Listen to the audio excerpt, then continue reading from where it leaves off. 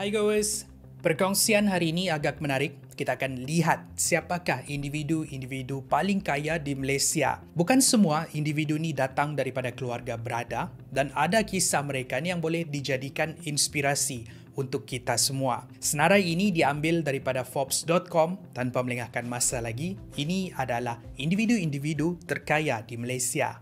Di tempat kelima ialah Dato' Lee Yeow Chow dan Lee Yeow Seng dengan aset 19.18 bilion ringgit. Pasangan adik-beradik ini ialah pewaris kepada empayar perniagaan berasaskan minyak sawit dan hartanah yang dibina oleh ayah mereka iaitu Tan Sri Dr. Lee Shin Cheng. Punca kekayaan mereka berbalik kepada sejarah mendiang ayah mereka. Tan Sri Dr. Lee Shin Cheng membesar di sebuah ladang getah di Kuala Lumpur. Dia tidaklah datang dari keluarga yang berada. Ayahnya mempunyai sebuah kedai makanan tetapi masih belum cukup untuk menampung perbelanjaan mereka sekeluarga. Dengan itu, dia berhenti sekolah pada umur 11 tahun untuk menjual aiskrim di jalanan sebelum kembali ke sekolah beberapa tahun kemudian untuk menghabiskan pengajian. Pada tahun 1960, semasa berumur 22 tahun, dia memohon bekerja di syarikat Dunlop, sebuah syarikat pengeluar minyak sawit milik orang Eropah. Tetapi dia tidak diterima bekerja di situ disebabkan dia tidak fasih berbahasa Inggeris. Dia kemudian bekerja di syarikat perladangan sebagai seorang supervisor.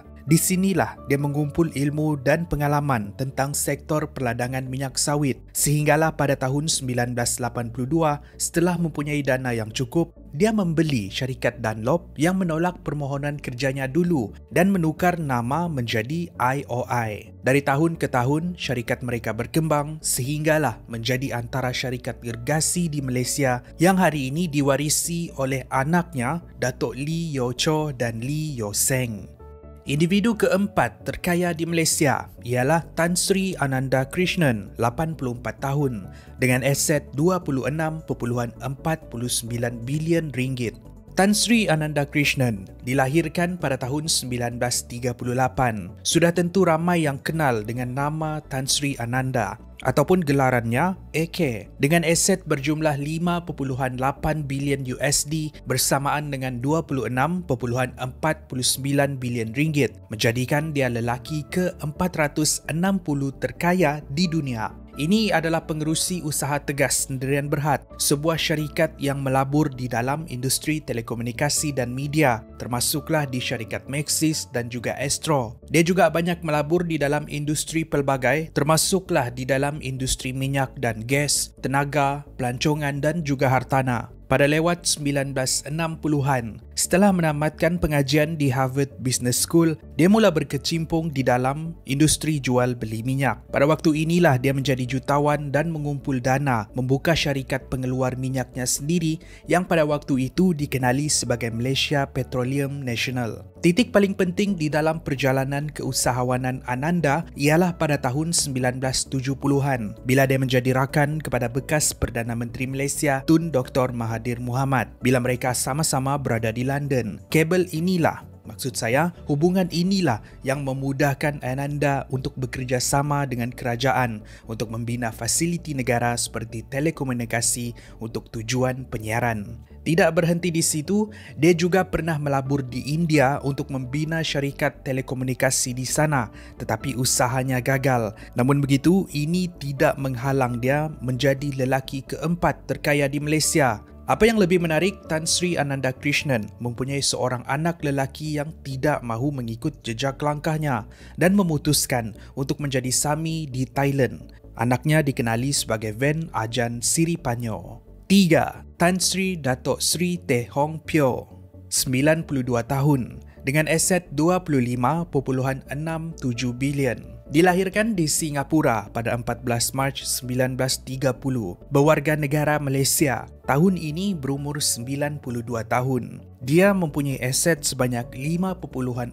bilion US dollar bersamaan dengan 25.67 bilion ringgit, menjadikan dia lelaki ke-431 terkaya di dunia. Pada tahun 1950, dia memulakan kerjayanya sebagai seorang kerani bank di Bank OCBC. Bagaikan seorang genius di dalam industri perbankan, hanya dalam masa 5 tahun, dia dinaikkan pangkat menjadi pegawai. Tidak sehingga pada tahun 1960, dia menyertai Maybank sebagai pengurus dan pada tahun 1964 diangkat menjadi pengurus besar. Pada waktu itu, dia berumur 34 tahun. Setahun selepas itu, pada tahun 1966, dia mengasaskan bank yang hari ini kita kenal sebagai Public Bank. Sejak dari hari itu, Public Bank berkembang sehingga mempunyai 414 cawangan di seluruh dunia pada hari ini. Apa yang lebih menarik, mengikut Akta Perkhidmatan Kewangan 2013, tiada siapa yang boleh memiliki lebih dari 10% saham di dalam institusi kewangan Malaysia. Tapi,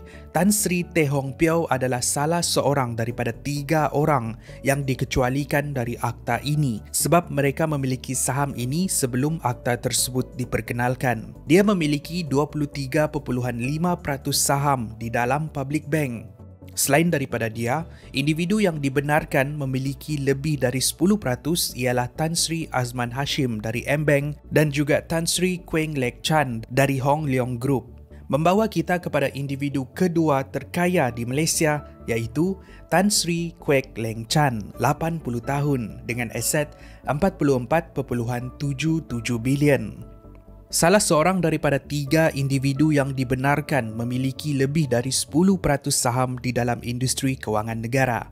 Tan Sri Quek Leng Chan mempunyai aset sebanyak 9.8 bilion US dollar bersamaan dengan 44.77 bilion ringgit, menjadikan dia lelaki ke-185 terkaya di dunia. Dilahirkan pada tahun 1941 di Singapura dan berwarga negara Malaysia. Dia mendapat pendidikan di dalam undang-undang di Middle Temple, United Kingdom.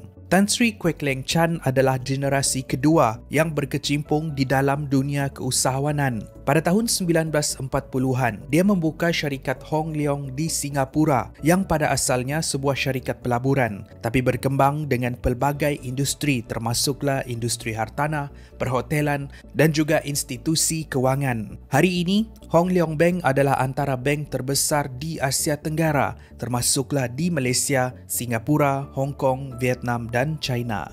Membawa kita kepada individu terkaya di Malaysia, iaitu Robert Kwok. Seperti yang anda jangka, individu terkaya ialah Robert Kwok, berumur 98 tahun dengan aset 47.51 bilion. Tan Sri Robert Kwok dilahirkan di Johor Bahru pada 6 Oktober 1923. Dia mempunyai aset sebanyak 10.4 bilion USD bersamaan dengan 44.77 bilion ringgit.